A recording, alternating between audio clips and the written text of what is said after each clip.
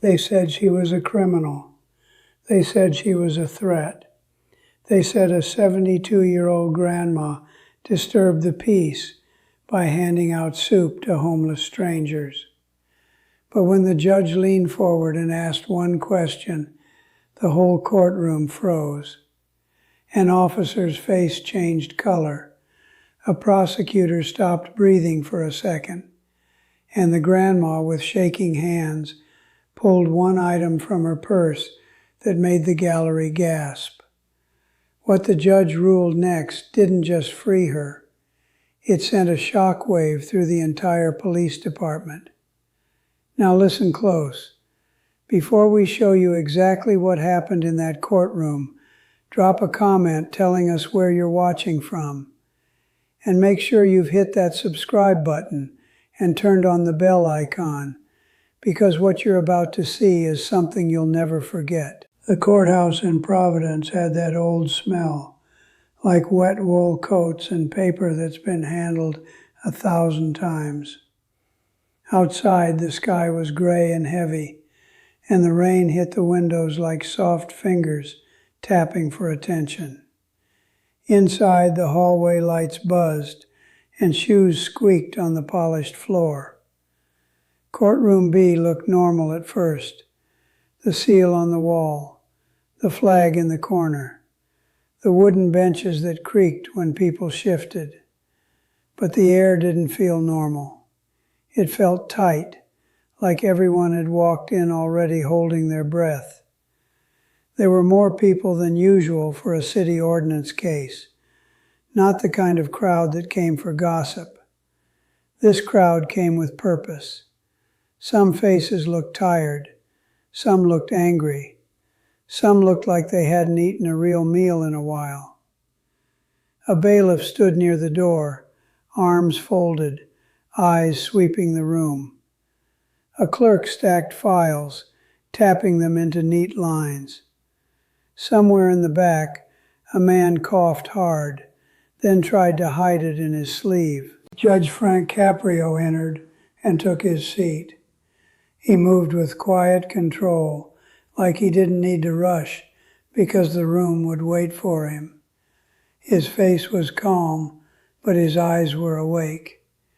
He looked down at the file, then up at the woman standing at the defense table. She looked so small against that big courtroom. Her name was Rosa Alvarez. She wore a brown coat with cuffs that shined from years of use. A knitted scarf wrapped around her neck, the kind someone makes when they don't have money for fancy things. Her hair was silver and pulled back into a tight bun, and a few loose strands stuck to her cheek like she'd wiped tears away in the hallway. Her hands shook, not wildly, just enough to show she was scared. She tried to hold them still by pressing her fingers together. Her eyes kept darting toward the benches, like she needed to see a familiar face to stay standing. Beside her stood her lawyer, a young public defender named Maya Singh. Maya's posture was straight, and her expression was steady, but every few seconds she glanced at Rosa like a protective habit. The prosecutor stood at the other table. His name was Mark Leland, assistant city solicitor. His suit was crisp, and his hair was perfect. He looked like someone who believed rules were the same as truth. The clerk cleared her throat. Case number 26MC01933, City of Providence versus Rosa Alvarez. A hush dropped over the room. Someone in the gallery whispered, "That's her," like they were spotting a hero and a target at the same time. Judge Caprio nodded once. "Good morning." "Good morning, Your Honor," the prosecutor said. Maya spoke next. "Good morning, Your Honor." Rosa tried to speak, but her voice came out thin. "Good morning, Your Honor." Judge Caprio looked at the file again. "Ms. Alvarez, You're charged with violating Providence City Ordinance 14-72, unpermitted distribution of food in a public space. And you're also charged with disorderly conduct under Municipal Code 9-3. The date is February 9th, 2026. The location is Kennedy Plaza. Is that correct, Mr. Leland? Yes, Your Honor. Judge Caprio's eyes lifted. Ms. Alvarez, do you understand what you're charged with? Rosa nodded fast. Yes, Your Honor. He leaned forward slightly. Do you have a lawyer? Maya answered, Yes, Your Honor. I represent Ms. Alvarez. Judge Caprio nodded. All right. Mr. Leland, tell me what the city's alleging. The prosecutor stood tall. Your Honor, the city respects charitable acts, but there are rules for public safety. We require permits for food distribution in public spaces to protect health and maintain order. Ms. Alvarez was warned in the past. On February 9th, she continued to distribute food without a permit, refused lawful orders to stop, and created a disturbance. Officers were forced to arrest her. The word forced made a few people in the gallery shift like it irritated them. A woman with a blue cardigan pressed her lips together and shook her head slowly. Judge Caprio didn't react to the gallery. He looked at the prosecutor. And what is the city asking for? A fine and an order to cease distribution until she obtains a permit, the prosecutor said. And on disorderly conduct, we ask for a finding based on refusal to comply and the disturbance created. A low murmur moved across the benches. Someone whispered, a fine for soup, like they couldn't believe their own mouth said it. Judge Caprio turned to Maya. Ms. Singh, how does your client plead? Not guilty, Your Honor, Maya said, and we request dismissal in the interest of justice. We also request the court view body-worn camera footage and a bystander video. At the mention of video, the room changed. People leaned forward. A man in a work jacket stopped bouncing his knee. A young woman in scrubs lowered her chin like she wanted to catch every word. Judge Caprio's eyes sharpened. Video evidence. Mr. Leland, do we have it? The prosecutor paused for a fraction too long. Yes, Your Honor, the city can provide it. Judge Caprio nodded. We'll get to it. First, I want to hear from Ms. Alvarez in her own words. Ms. Alvarez, come closer. Don't be afraid. Rosa stepped forward carefully. Her shoes made a soft sound on the floor, and it sounded loud in the silence. Judge Caprio's voice softened. How old are you, ma'am? 72, Rosa said. And do you have any prior record? No, Your Honor. No, never. Judge Caprio nodded. Tell me what happened that day. Rosa swallowed. I brought soup. I brought bread. I brought some fruit. And I gave it to the people at Kennedy Plaza. Her voice shook on people, like she could see their faces right now. Judge Caprio asked, Were you selling the food? Rosa's eyes widened. No, Your Honor. Free. Always free. Did you intend to cause trouble? Rosa shook her head hard. No, I don't like trouble. I don't even like to argue. Judge Caprio's eyes stayed on her. Then why were you there? Rosa took a breath that trembled. Because they're hungry. A small sound rose in the gallery, like a soft agreement. Then it went quiet again. Judge Caprio leaned back. All right, Mr. Leland, call your first witness. The prosecutor nodded.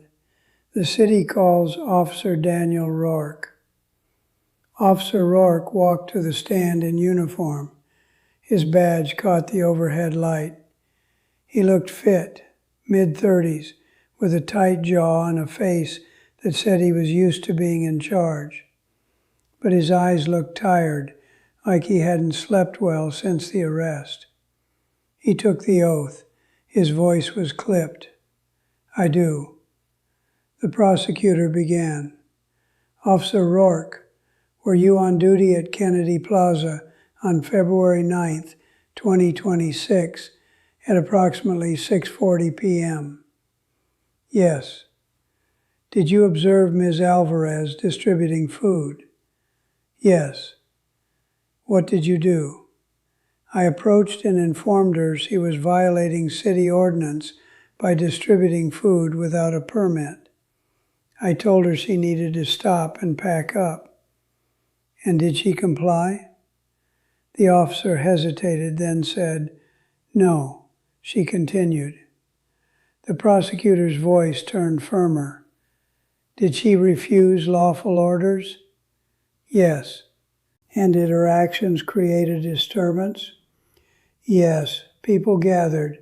Some became agitated. It was becoming unsafe."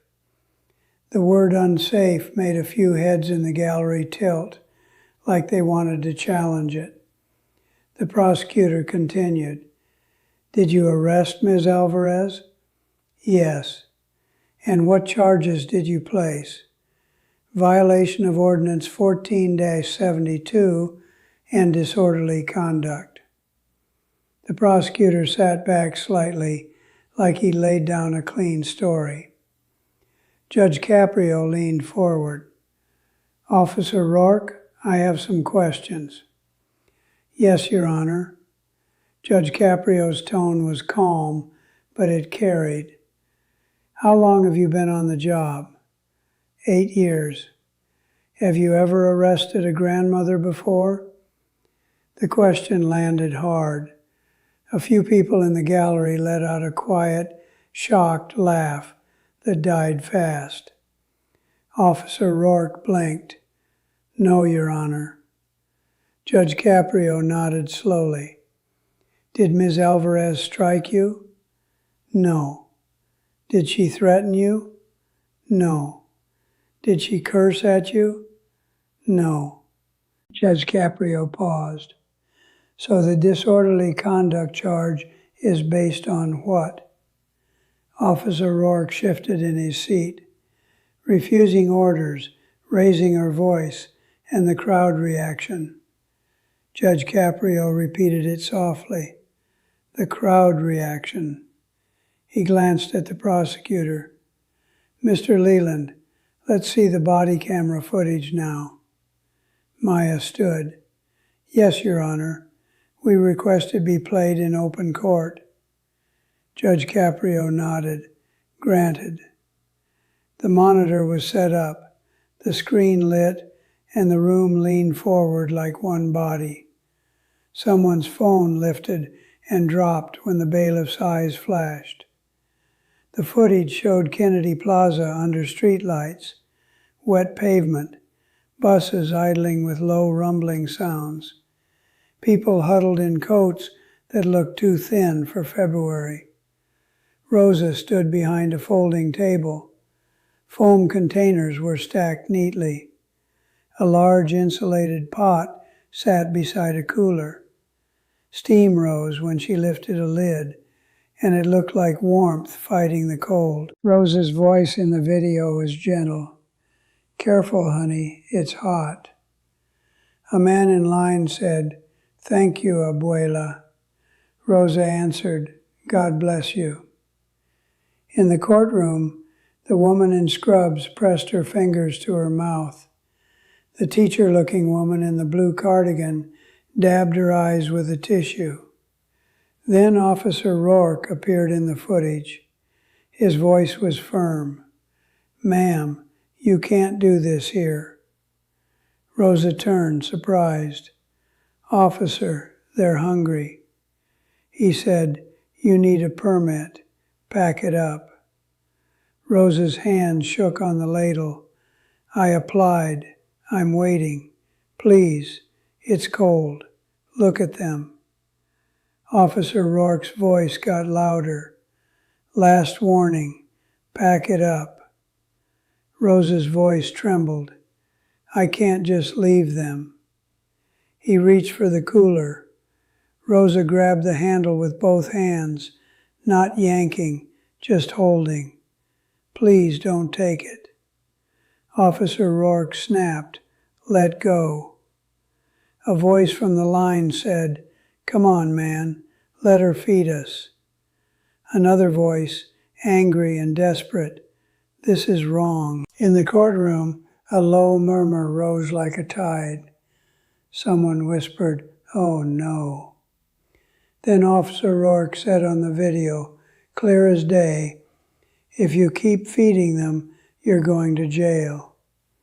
Rosa froze. For feeding them? For refusing an order, he said. Let go. Rosa's voice rose, not with rage, but with panic. Don't take it. Don't take it. It's for them. Then came the line, and it hit like a punch. Rosa said, then take me, but don't take the food. A sharp gasp burst in the gallery. The man in the work jacket leaned forward so hard his elbows hit his knees. The teenager beside him, Mateo, pressed his lips together and stared at the screen, blinking fast. Officer Rourke turned Rosa around and cuffed her. Rosa's scarf slipped, and she tried to pull it back up with cuffed hands. Please, she said again and again. The footage ended with Rosa being guided toward a cruiser while the line stood still, cups half filled, faces stunned. The screen went dark. For a moment, nobody spoke. Even the clerk stopped moving papers. A long silence filled the room. Judge Caprio sat very still. Then he exhaled slowly.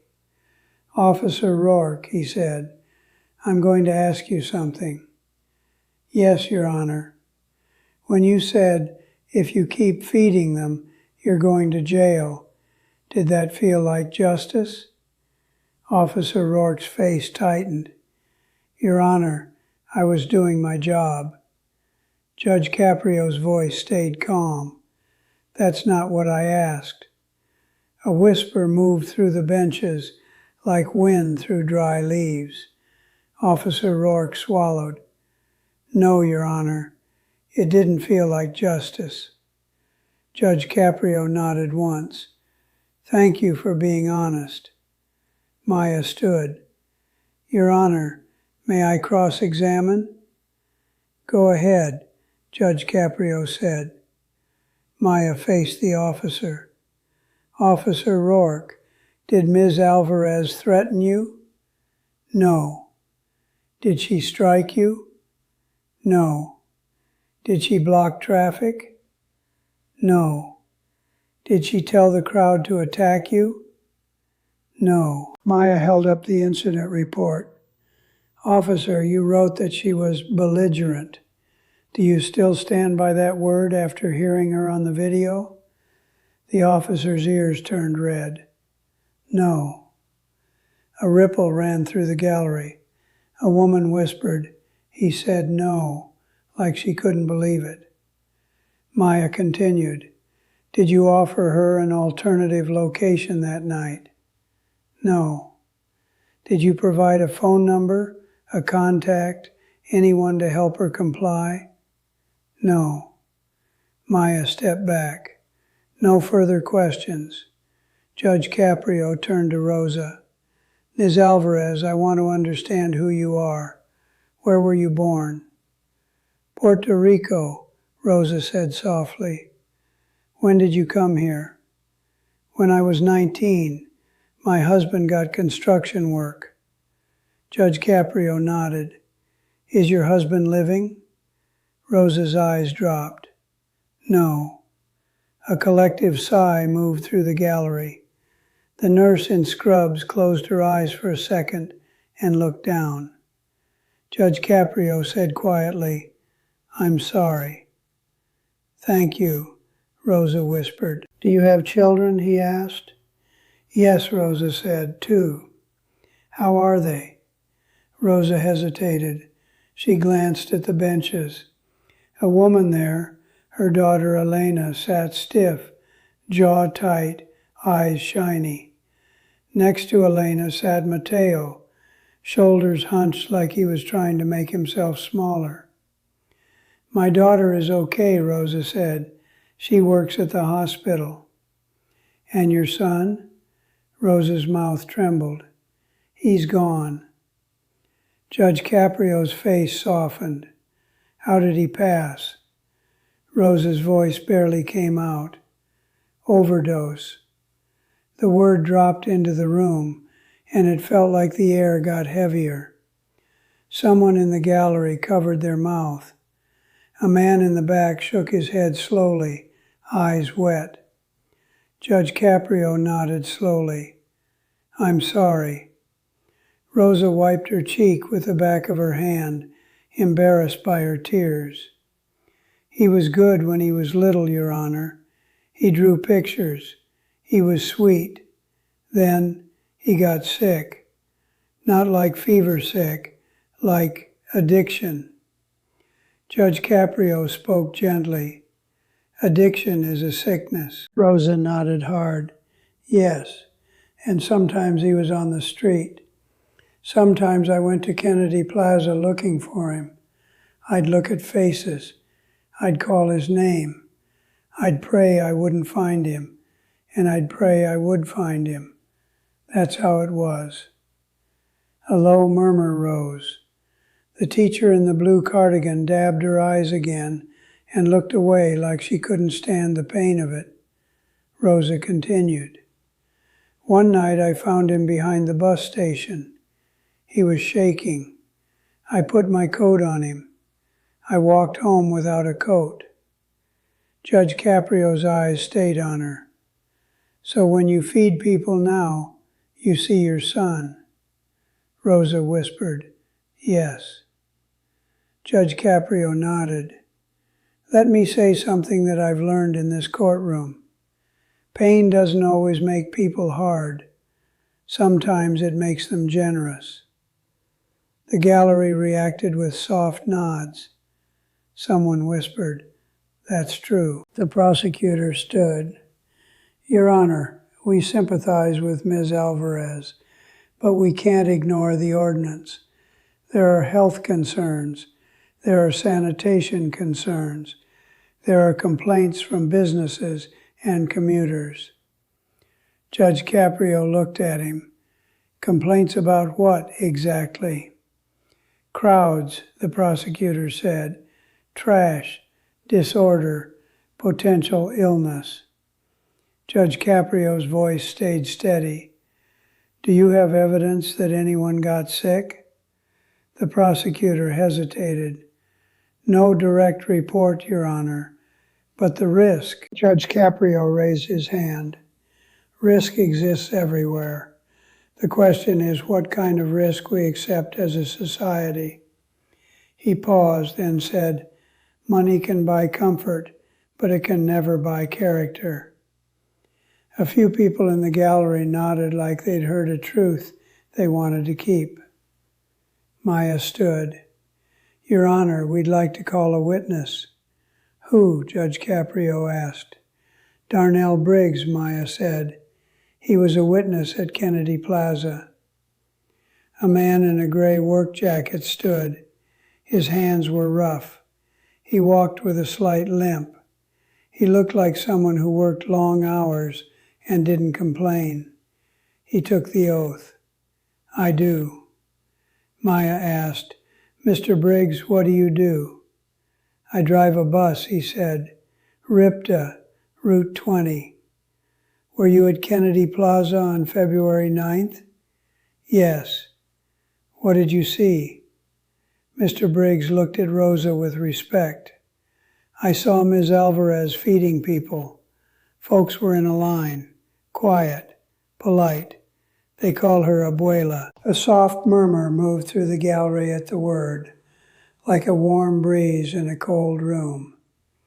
Maya asked, "Did you see her cause a disturbance?" Mr. Briggs shook his head. "No. The disturbance started when the officer grabbed her cooler." The prosecutor stood. "Objection." Judge Caprio waved his hand. "Overruled. He can testify to what he observed." Mr. Briggs continued. "She held the cooler like it mattered. She wasn't swinging. She wasn't pushing. She was begging. Then they cuffed her. And after they took her, the food got thrown away." Rosa made a small sound.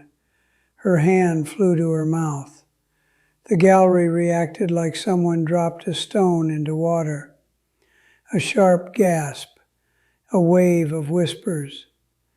The nurse in scrubs shook her head, eyes wide, as if she couldn't make the world add up. Judge Caprio leaned forward. "Mr. Briggs, you saw food thrown away?" "Yes, Your Honor," Mr. Briggs said. "I saw a trash bag, containers.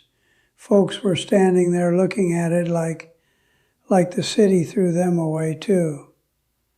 A long silence filled the room again.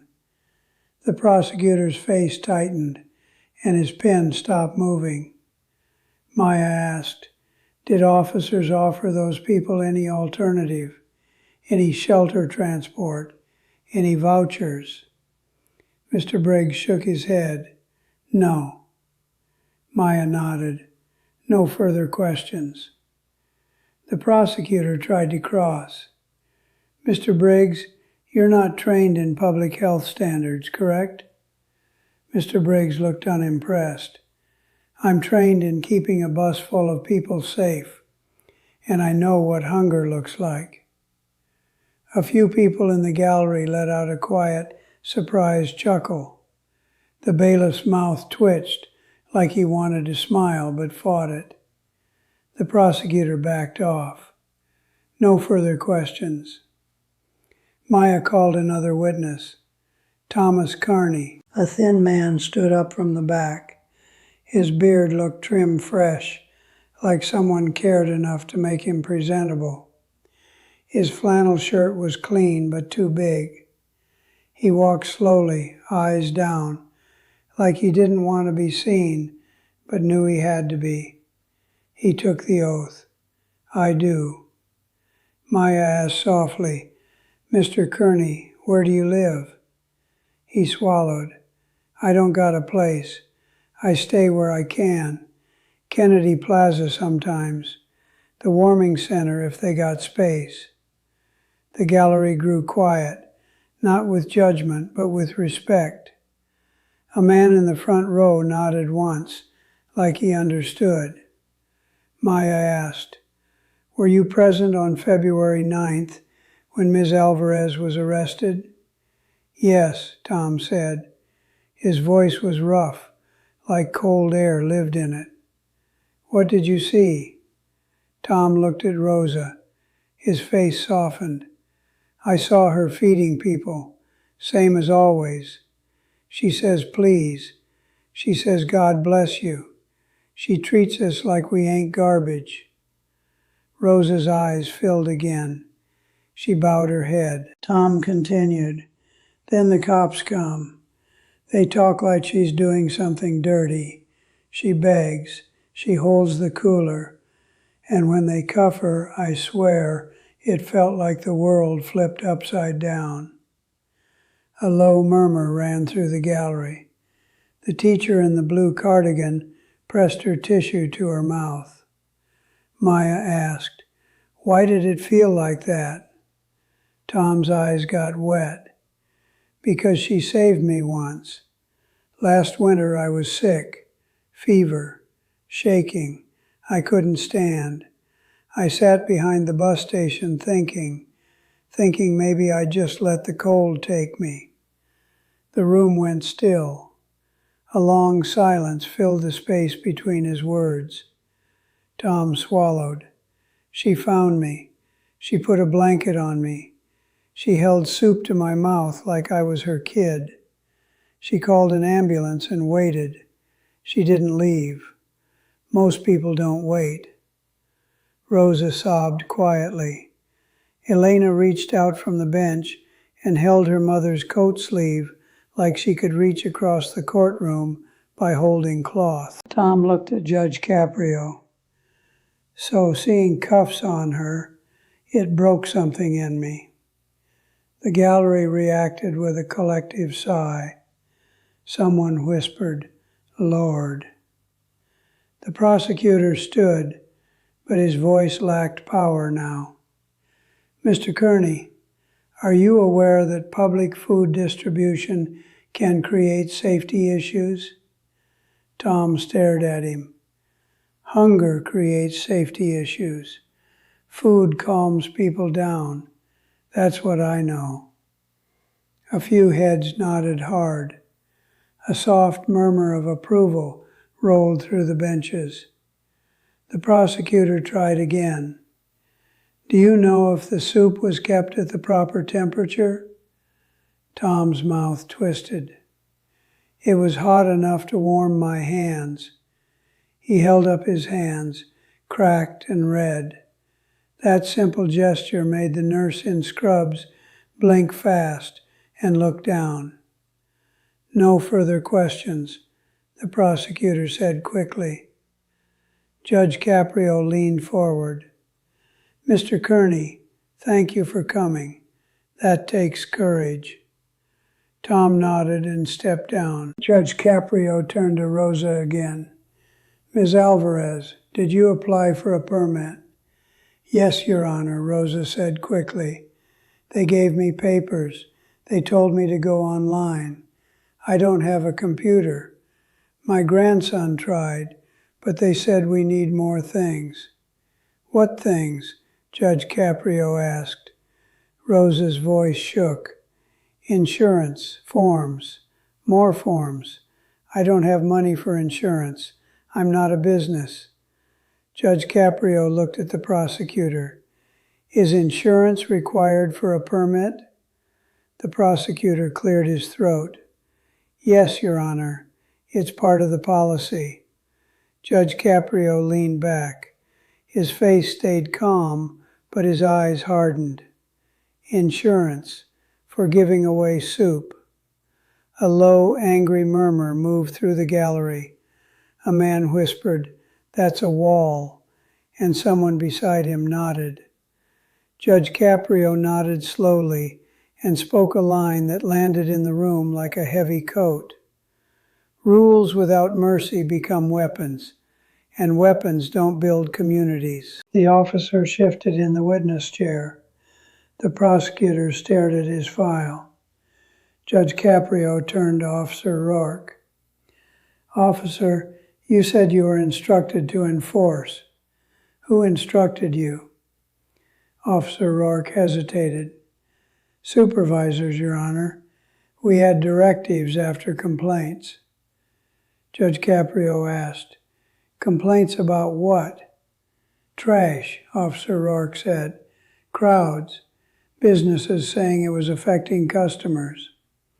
Judge Caprio's voice stayed even. "And was Ms. Alvarez creating trash, or were hungry people gathering because hungry people gather around food?" Officer Rourke didn't answer right away. "The crowd gathered because of the food, Your Honor." Judge Caprio nodded. "Of course. Hungry people go where food is. That's not disorder. That's human nature." Maya stood. "Your Honor, we also have a bystander video that shows what happened right after the arrest." Judge Caprio nodded. "Play it." The bystander video was shakier, but it showed the moment after Rosa was taken away. The table was flipped down. The cooler was placed in a cruiser. Then an officer carried a trash bag and foam containers went into it. People in line cried out. One voice said, "Don't throw it away." Another said, "That's dinner." In the courtroom, someone gasped loud. A woman in the second row covered her face. A man whispered, "This is sick," and the bailiff shot him a look to stay quiet. The video ended. The screen went dark again. The silence was not calm now. It was hot. It was a kind of silence that comes before people shout. Judge Caprio didn't shout. He let the silence sit until it settled. Then he spoke, slow and clear. "Officer Rourke, did you authorize that food to be discarded?" Officer Rourke looked down. "No, Your Honor." "Did you witness it?" "Yes." "Did you stop it?" Officer Rourke's jaw tightened. "No."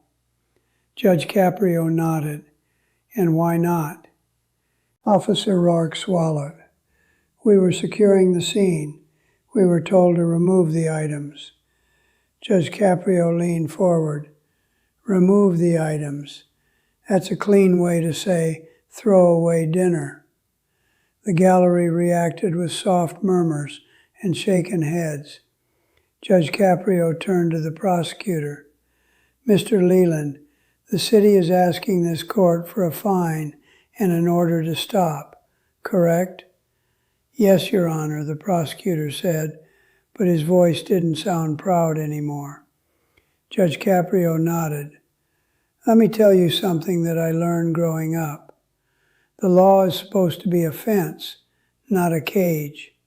It's supposed to guide us, not crush us." A few people nodded.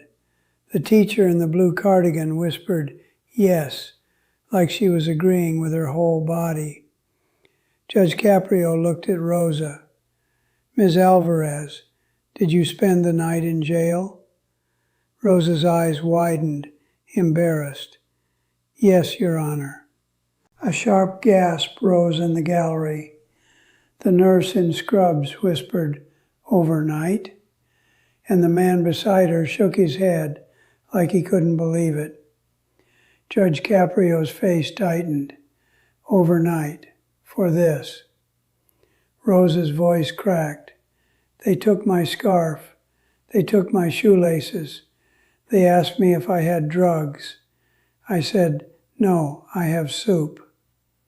A wave of disbelief moved through the benches. Someone let out a sad laugh that sounded like a sob. Judge Caprio turned to Officer Rourke. "Was Ms. Alvarez a danger to anyone?" "No," Officer Rourke said, voice small. Judge Caprio nodded. "Then the only danger here was a system that forgot what it's for." He paused, then said, "Justice without compassion is just a machine." The prosecutor stood again, trying to steer the case back to policy. "Your Honor, we can't have individuals deciding which laws to follow. The permit process exists for safety. There are shelters. There are approved providers. We need compliance." Judge Caprio's eyes narrowed. "Do you know when the shelter meal line closes?" The prosecutor blinked. "No, Your Honor." "Do you know how many beds were available on February 9th? "No." Judge Caprio nodded slowly. "Then be careful saying there are shelters, like it solves hunger. A bed is not a promise. A meal is not guaranteed."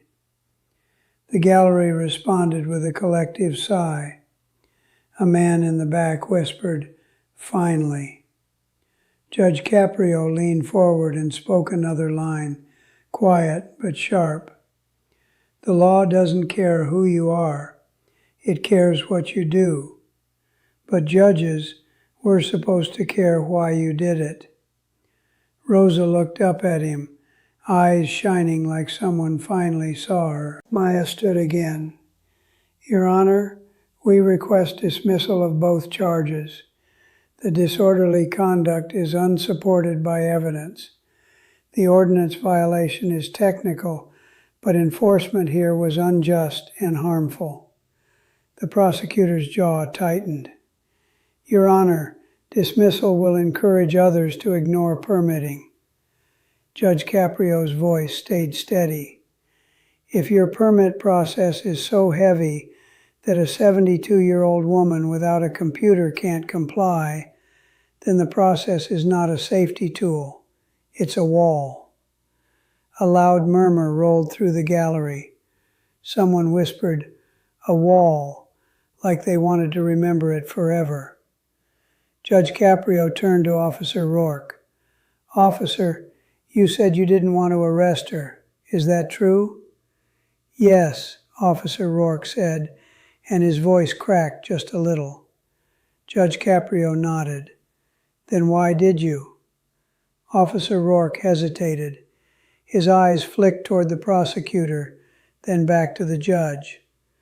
"We were told to send a message." The courtroom reacted like a spark hit dry grass. Gasps, whispers, heads turning fast. The nurse in scrubs stared at the officer with wide eyes. The teacher in the blue cardigan whispered, "Oh my God," like she couldn't stop it. Judge Caprio's face didn't change much, but his eyes sharpened. "Send a message." "Yes, Your Honor," the officer repeated. Judge Caprio leaned forward slowly. "What message?" Officer Rourke swallowed hard. That the city was serious about stopping the feedings. A low, angry sound moved through the gallery. A man muttered, "Stopping feedings," and someone shushed him, but the feeling stayed in the air. Judge Caprio spoke softly, but the room heard every word. "Let me tell you something.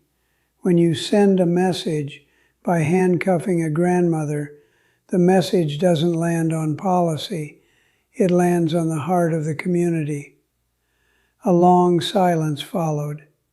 Even the prosecutor looked down. Judge Caprio continued, "A badge is not a shield from morality." Officer Rourke blinked hard. His jaw worked like he was holding back emotion. Judge Caprio turned slightly, scanning the benches. "I want to hear from someone else. Is there anyone here who was directly affected by Ms. Alvarez's work?" A moment of hesitation passed. Then an older man stood up near the back. He wore a navy coat and a small pin on the lapel. His posture was straight like military training. His hands shook slightly, but his eyes were clear. The bailiff stepped forward. "Sir," Judge Caprio held up a hand. "Let him speak, but we do it properly. Come forward. We'll swear you in." The man walked down the aisle slowly. People moved out of his way. A whisper followed him. "That's Hank," someone said. He took the oath. "I do." Judge Caprio asked, "What's your name?" "Harold Bennett," he said. "People call me Hank." Judge Caprio nodded.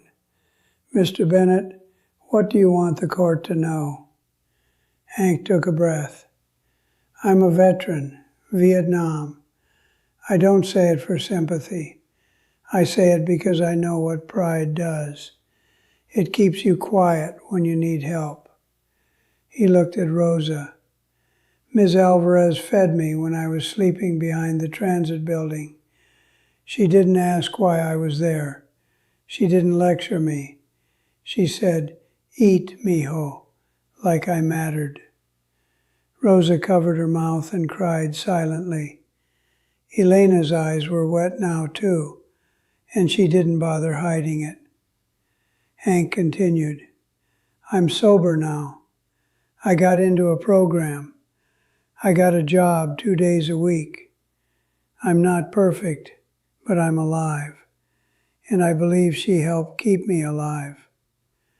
A soft murmur moved through the gallery, like agreement mixed with grief. Hank looked at Judge Caprio. When I saw her in cuffs on the news, I felt ashamed of this city. Not of her, of us. Because a city that can't tell the difference between danger and kindness, that city's lost. Judge Caprio nodded slowly. Thank you, Mr. Bennett. Hank stepped back. The bailiff guided him gently to a seat. Judge Caprio looked at Rosa. Miss Alvarez, do you have anything you want to say before I rule? Rosa's hands trembled as she reached into her purse. She pulled out a folded piece of paper, worn at the edges. She unfolded it carefully. It was a child's drawing. A little house, a sun, stick figures holding hands, and written at the top in uneven letters, "For Mama." The gallery reacted sharply. A woman gasped and pressed both hands to her mouth. The teacher in the blue cardigan started to cry harder, shoulders shaking. Rosa held the drawing like it was fragile glass. My son drew this when he was 7, she whispered. When he died, I found it in a box. I keep it with me. Her voice broke. When I feel tired, I look at it. I remember he was good before the drugs took him. And when I see hungry people, I see him. I hear his voice. I hear him say, "Mama, I'm hungry." A long silence filled the courtroom, the kind of silence that feels like prayer. Judge Caprio blinked slowly. His eyes looked wet. Rosa looked up at him. Your Honor, I don't want to break rules. I tried, but I can't watch them freeze and starve. I can't. The prosecutor stood, careful. Your Honor, the city is not asking for jail. We are asking for compliance. The rules exist for a reason. Judge Caprio nodded. Rules exist for a reason. That's true. He paused. But I'm going to say something very simple. People do not exist to serve paperwork. Paperwork exists to serve people. A soft murmur moved through the gallery. Someone whispered, yes. Judge Caprio leaned forward. On disorderly conduct, I find it unsupported by the evidence. Fear is not disorder. Pleading is not belligerence.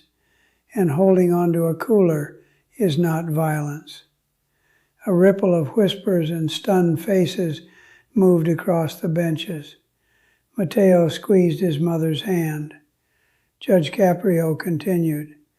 The disorderly conduct charge is dismissed with prejudice.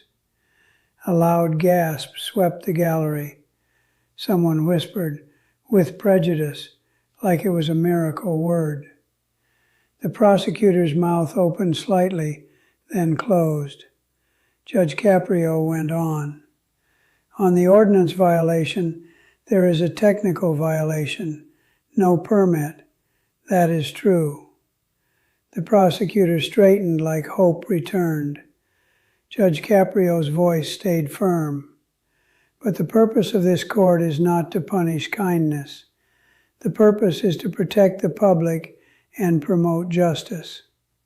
He paused, then said, I'm dismissing the ordinance violation in the interest of justice. For a second, the room didn't know what to do. Then a collective exhale moved through the gallery. A woman in scrubs started crying openly. The teacher in the blue cardigan whispered, thank you, like she was talking to God. Judge Caprio lifted his hand to calm the room. All right, all right. He looked directly at Rosa. Ms. Alvarez, your case is dismissed. You are free to go. Rosa's knees seemed to soften. She gripped the edge of the table for balance. Then she broke down, covering her face with shaking hands. Maya put an arm around her shoulders, holding her steady. Judge Caprio waited, letting her have the moment. Then he turned to the prosecutor. "Mr. Leland, I'm not finished." The prosecutor stiffened. Judge Caprio spoke clearly. "This court strongly recommends that the city meet with Ms. Alvarez within 10 business days to create a real path to compliance. Not a maze, not a wall." He looked at Maya. "Ms. Singh, I want you present for that meeting." Maya nodded. "Yes, Your Honor." Judge Caprio looked back to the prosecutor. "If insurance is required, then the city must provide an option to partner with an approved organization, because otherwise the city is only permitting the rich to be kind." A murmur rolled through the benches. Someone nodded hard. Someone whispered, "That's it." Judge Caprio said, "A society is judged by how it treats the people who can't pay." The words settled into the room like a stone dropping into deep water. Judge Caprio turned to Officer Rourke. "Officer, stand." Officer Rourke stood quickly. Judge Caprio's tone was steady. "I'm not here to humiliate you. I'm here to correct something. You said you didn't want to arrest her. You said you were sending a message." Officer Rourke nodded once. Judge Caprio leaned forward. "Here's a message I want you to carry in your heart. Humility keeps a soul alive. Arrogance eats it from the inside." Officer Rourke swallowed and stared straight ahead. Judge Caprio continued, "The uniform gives you authority. It does not remove your humanity." Officer Rourke's eyes glistened. He blinked hard. Judge Caprio looked at him. "After court, if Ms. Alvarez agrees, you will apologize to her, and you will escort her, without cuffs, out of this building." The gallery erupted in shocked whispers. A woman covered her mouth. A man leaned back and shook his head like he couldn't believe what he just heard. Officer Rourke's face turned red. His voice came out tight. "Yes, Your Honor." Judge Caprio nodded. "And you will remember this day the next time someone tells you to send a message, because slogans are not law, and slogans can hurt people." The prosecutor stood, tense. "Your Honor, with respect." Judge Caprio raised his hand. "Respect goes both ways, Mr. Leland. If the city wants respect, it should show respect for human need." A long silence followed. The prosecutor sat slowly. Judge Caprio looked at Rosa again.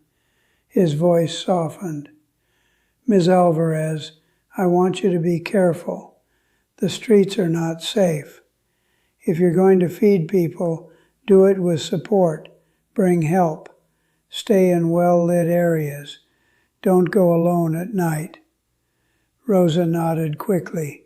"Yes, Your Honor." Judge Caprio added, "Kindness isn't a crime, but it should still be wise." Rosa whispered, "Yes." Judge Caprio paused, then said, "No good deed should go punished. If we punish good, we train people to stop being good." The gallery responded with soft nods and sniffles. Court ended, but the room didn't empty fast. People stood slowly, like they needed time to come back to normal life. Rosa turned to leave with Maya. Elena stood up and wrapped her arms around her mother, holding her tight. Mateo hugged her next, burying his face in her coat. In the aisle, Hank Bennett stepped forward and offered Rosa his hand. "Thank you," he said. Rosa took his hand with both of hers. "You're welcome, mijo." Tom Kearney nodded at her with a look that said more than words. Mr. Briggs gave her a small salute like she was a captain. Officer Rourke stepped forward, careful. "Ms. Alvarez," he said quietly. Rosa froze for half a second, her body remembering cuffs. Then she turned. Officer Rourke swallowed. I'm sorry I scared you. I'm sorry I took that food. I'm sorry I treated you like a problem." The gallery held its breath. Rosa's eyes filled again, but her face softened. "Officer," she whispered, "I don't hate you. I want them to eat." Officer Rourke nodded, eyes wet. "I understand." Judge Caprio watched and spoke one more line, quiet but strong. "The best apology is a changed life." Officer Rourke nodded again, like he was accepting a new duty. That ruling didn't stay inside the courtroom. It traveled. It traveled through phone calls and whispers and news clips. It traveled into the police station, into the city office, into the places where decisions got made behind closed doors. The next morning, the precinct roll call room smelled like coffee and tired bodies.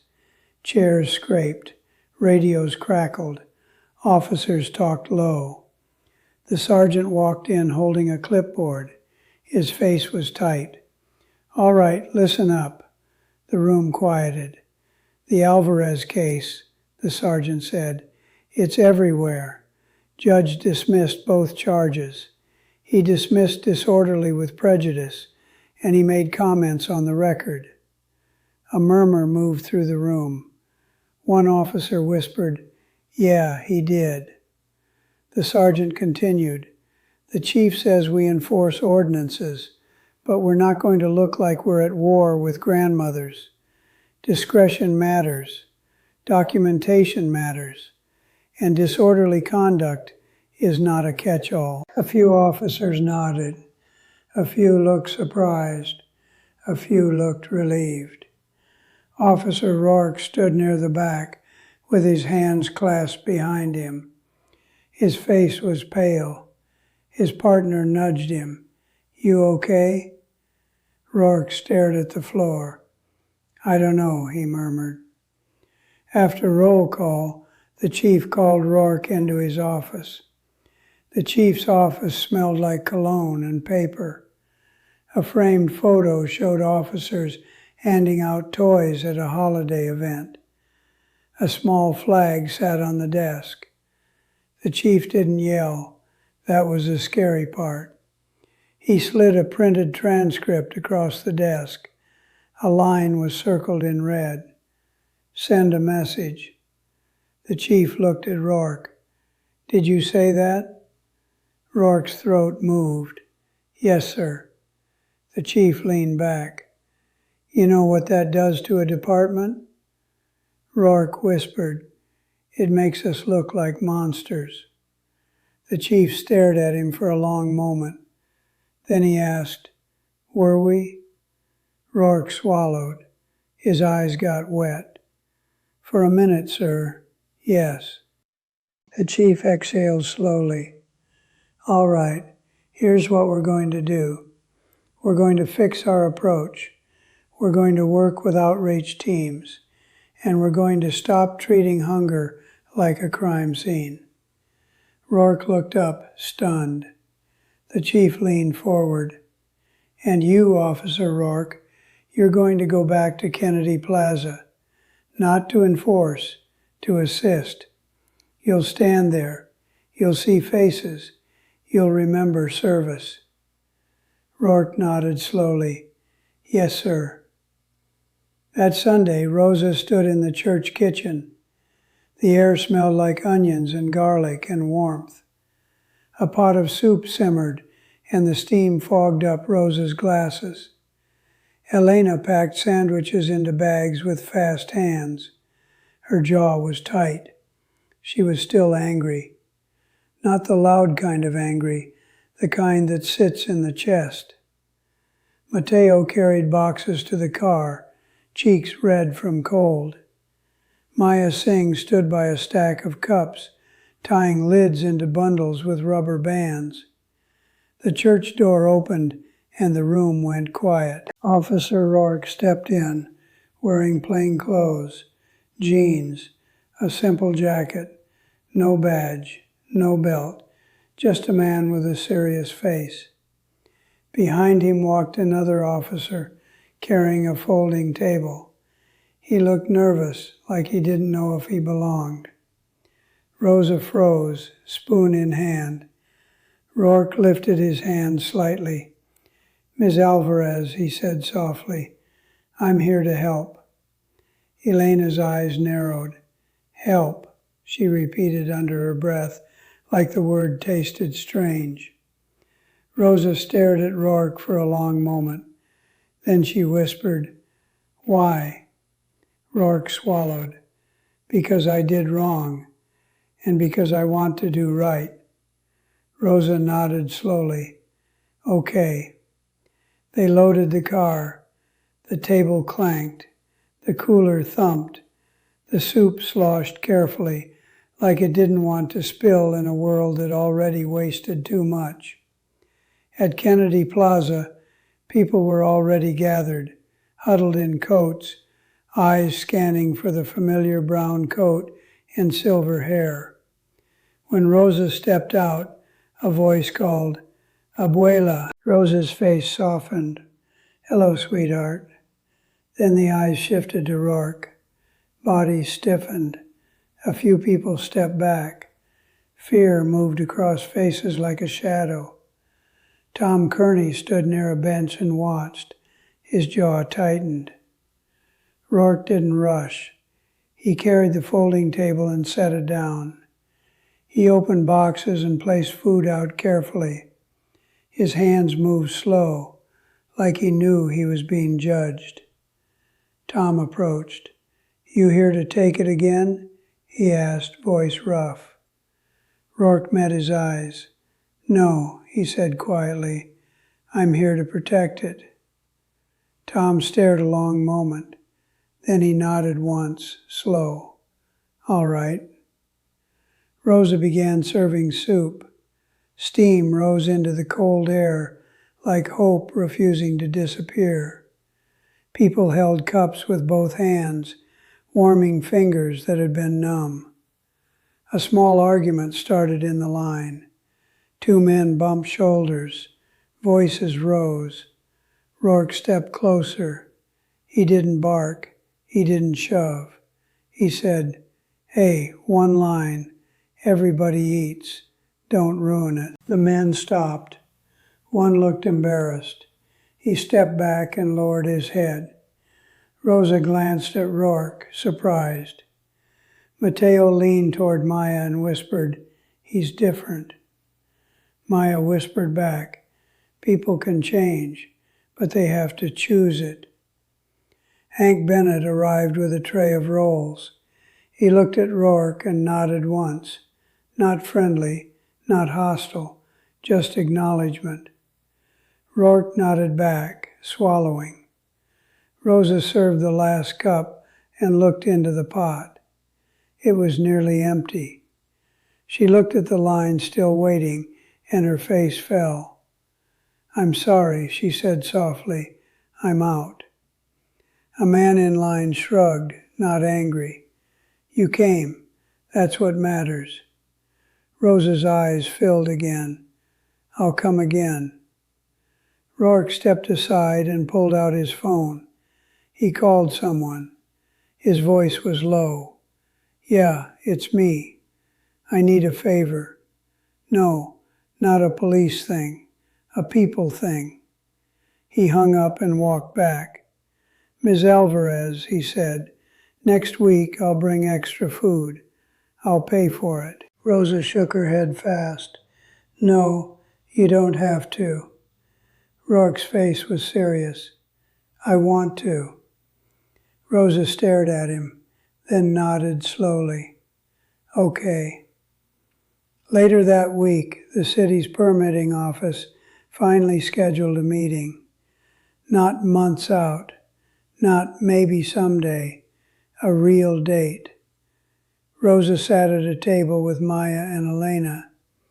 Across from them sat a city worker named Carol, glasses slipping down her nose, eyes tired like she'd been drowning in forms her whole life. Carol pushed a stack of papers forward, then stopped. She looked at Rosa and sighed. "Ms. Alvarez," she said quietly, "I'm going to be honest. This process is too hard for people like you."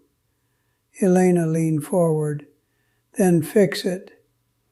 Carol nodded slowly. "We're trying. The judge's recommendation is on the record. And the mayor's office called. The chief called. Everybody's watching now." Maya said calmly, "So what's the plan?" Carol swallowed. "We'll partner Ms. Alvarez with an existing nonprofit. That covers insurance. We'll issue a limited permit for a specific time and area. We'll provide a direct contact number. No online maze." Rosa's hands shook. "So I can feed them?" Carol nodded. "Yes." Rosa covered her mouth and cried, not with shame this time, but with relief. Maya smiled gently. "Good." Rosa whispered, "Thank you." Carol's face softened. "No, thank you. This reminded me why I took this job." Months passed. The weather warmed. The plaza stayed busy. The homeless still slept where they could. The buses still hissed at the curb. Life stayed hard. But one thing changed. The sight of Rosa serving soup stopped being treated like a problem to erase. It became something people planned around. Outreach workers coordinated. Officers walked by and nodded instead of grabbing coolers.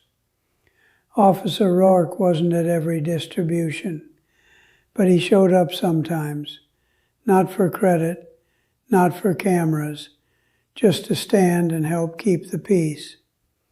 One day Rosa handed him a cup of soup.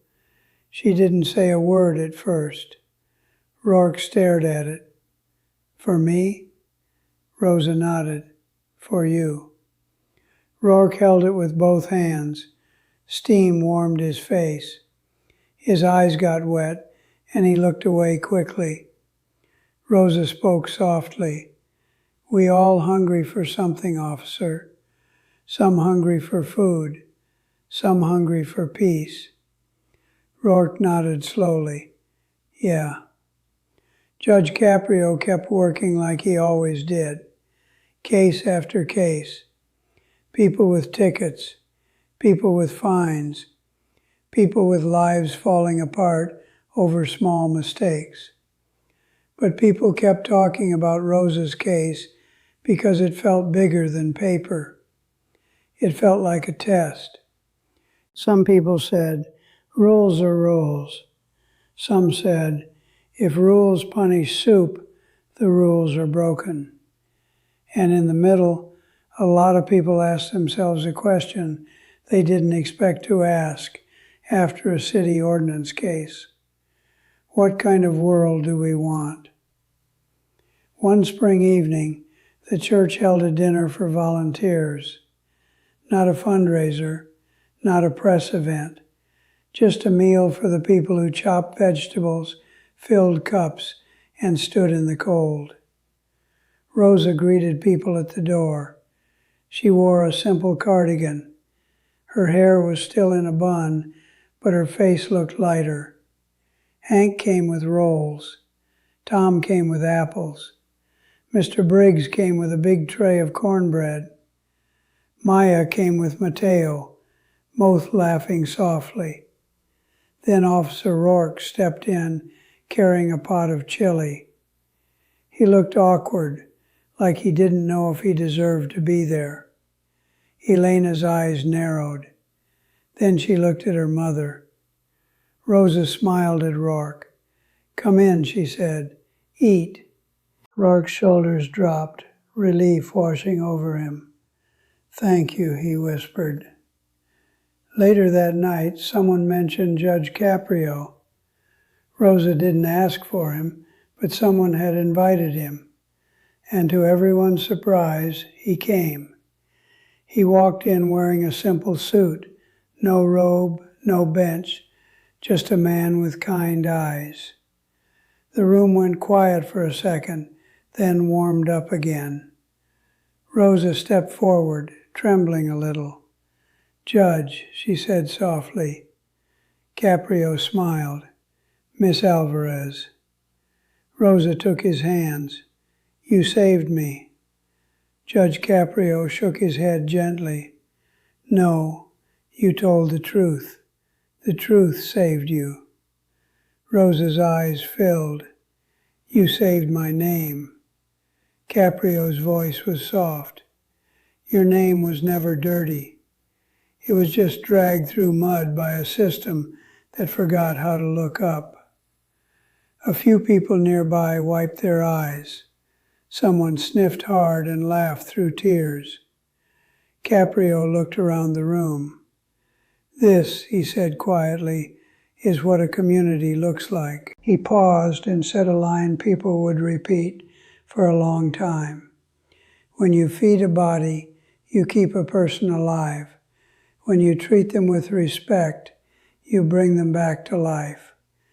The room held that line like it was warm bread. Officer Rourke stood nearby, listening. Caprio caught his eye. "Officer," Caprio said. Rourke stepped closer. "Judge." Caprio asked, "How are you doing?" Rourke swallowed. "Better. Trying to be better." Caprio nodded. "Good, because the strongest people don't pretend they're always right. They admit, they learn, and they change." Rourke's eyes got wet. "Yes, sir." Rosa looked at Mateo later that night as they walked home. Streetlights made little circles on the sidewalk. The air was cool, but not cruel. Mateo asked, "Abuela, are you happy?" Rosa smiled.